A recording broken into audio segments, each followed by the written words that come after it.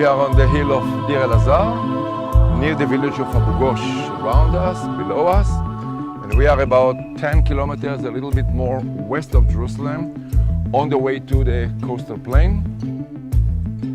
The hill is an archaeological mound, the tell, and there is this beautiful monastery on top of the hill.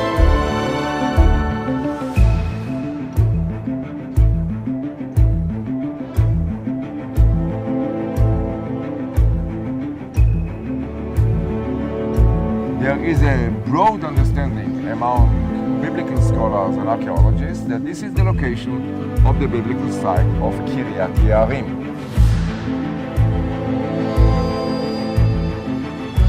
The church behind us was built in the beginning of the 20th century. It is built over a Byzantine church and monastery. You can still see the remains there. We also need to think about this site as a commanding place, located in a very strategic spot. The view opens to the west all the way to the Mediterranean. And behind us, we can see the outskirts of Jerusalem. Looking to the south, the Shephelah and the hills of Judea, the Judahite highlands, all the way to Hebron. So whoever sits here is really guarding the approach to Jerusalem. The name Kiryat Yearim is still taken by this monastery, which is dedicated to the Virgin Mary, who is related to the Ark of the Covenant. And we can also look at the church father Eusebius, who gives a list of distances to Jerusalem. And when he speaks about Kiryat Yearim, it's exactly the distance that fits to Jerusalem. And finally, even the Arab name Deir El-Azar may be a memory of the name of Eleazar, who was consecrated as a priest for the Ark when the Ark was brought here.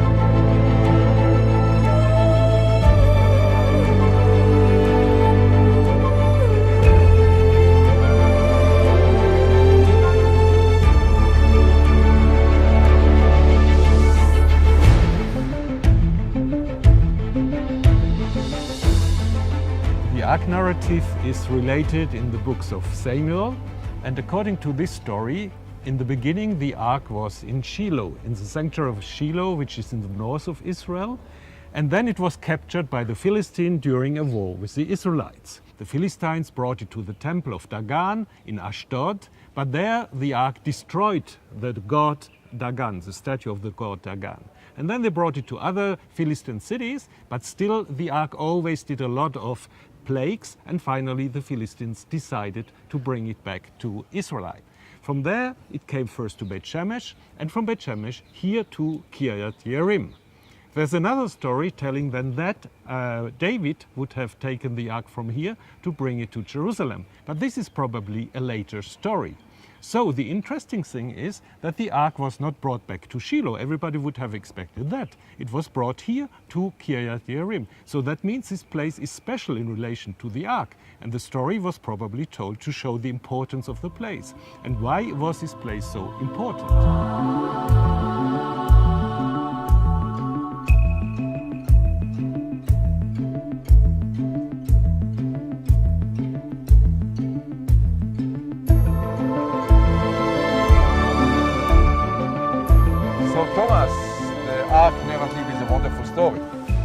Now we have to ask ourselves whether we can tie this one way or the other to the ground, archaeology speaking.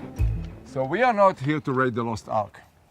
We are here in order to try, among other reasons, to understand the background of the story, where it was written, when it was written, why it was written. Is there a message in the story that the author tries to transmit to us? So for an archaeologist, the first feature which is obvious coming to visit here is that the top of the hill is flat. This is not normal in a hill country hill. So the reason is that there are terraces that can be seen which support some sort of a big platform, rectangular, on top of the hill. In fact, we see one of them behind us, 100 meters long, 6, 7 meters high, going exactly north-south. And we see a feature like this also in the west on the other side. And we can identify the other side. So we have a rectangular platform elevated on top of the hill. So we see it on the ground. We see it in air pictures taken in the beginning of the 20th century by German pilots during World War I. And we see it in a model that we created by flying a drone and creating an elevated model. So there is no question that there is some sort of a flat platform on top of the hill. The next step, from the archaeology point of view, is to cut into the terrace and see whether there are indeed big walls in the terrace. So we have cut into the terraces, and indeed, look at it. We have a very big wall here, 3 meters wide, well standing, built of big boulders, inside 3 meters high, based on bedrock. So this is the wall which creates that platform on the summit of the hill. Now, archaeology is all about dating. So we need to date the walls in order to reach a conclusion which may connect us to history. So we cannot use the usual methods of dating here because of erosion. We do not have floors reaching the inside of the big walls over there with the context of pottery and the samples for radiocarbon dating, things like this. But there is another method which is highly sophisticated, modern one, that can provide us with a date, and this is OSL, optical stimulated luminescence. To make a long story short, this is a method which gives you the time passed since particles of quartz were buried in the ground, losing energy that were loaded into them by sun rays, in a simple way to explain this. The next thing to do is to take samples for OSL dating.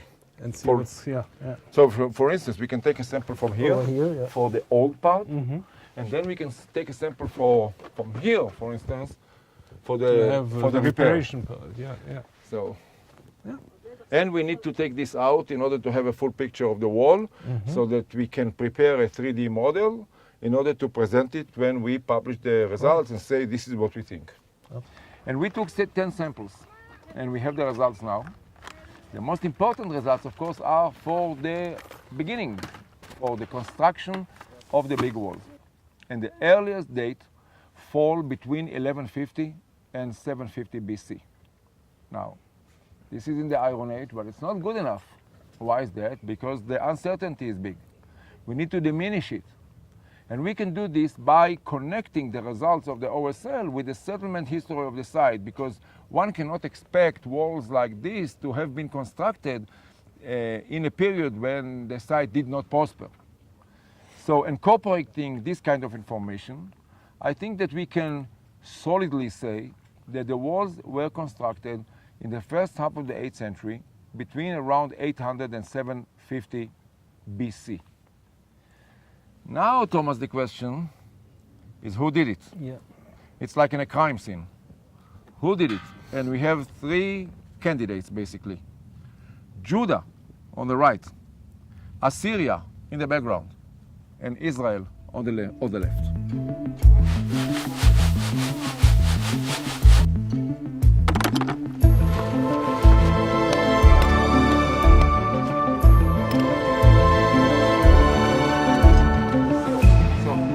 These are the buckets from here. Where are they showing buckets? I'll show you.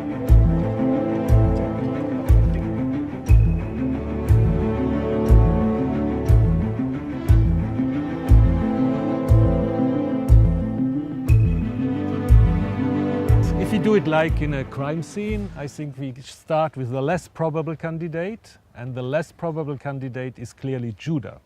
Because in that time, Judah has no manpower to do it. Jerusalem is too small. There's no possibility to imagine that Judahite could construct such a wall. The Assyrians, yeah, of course, they were strong, but it's a little too early for them because they came to the south much later, 705, 701, so it's not a possibility neither. So remains only Israel, the north. And then the question is, of course, it's quite close to Jerusalem, but if you look on the platform, I think we can do some comparisons with the situation in the north. So the fact of the matter is that platforms like this are known in the entire region only in the territory of the Northern Kingdom. So we have even Samaria, the capital, and Jezreel, which was a stronghold in the Jezreel Valley. Then we have 2 fortresses that had been built by the Northern Kingdom in Moab, also with elevated platforms. So this should not come as a surprise that we are here with a structure that was put in place by the Northern Kingdom in the first half of the 8th century.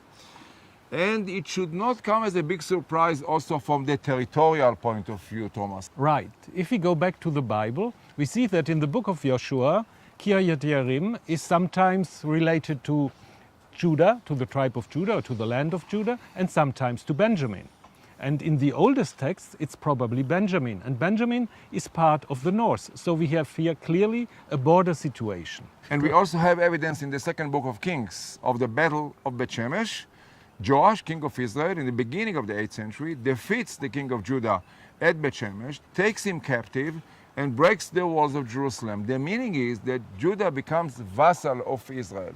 So in the first half of the 8th century, and especially in the time of the greatest king of the north, who ruled for over 40 years, Jeroboam II, it is not surprising that he could have constructed here a domination platform, a stronghold, on the way to Jerusalem, to control Jerusalem, to rule over Jerusalem.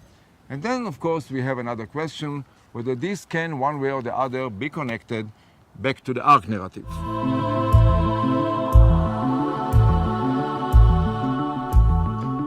If we take the Ark and place the story of the Ark in the 8th century, that makes perfectly sense. It's probably a northern story because it starts in Shiloh and it tells us how the Ark arrives here in this place. And in the time of Jeroboam II, that makes perfectly sense. What we have seen in archaeology is that probably here is an important place for fortification, for hosting a sanctuary. The Bible wants us to believe that it was just a storage place for the Ark for very few time, but archaeology can show us, and biblical criticism also, that the Ark was standing here much longer and that this place at the end is much more important for the understanding of the Ark and the Ark narrative. And the site of the Ark narrative tells us also something which is beyond Kiryat Yearim, about the Northern Kingdom, its ideology, relationship with the South, with Judah.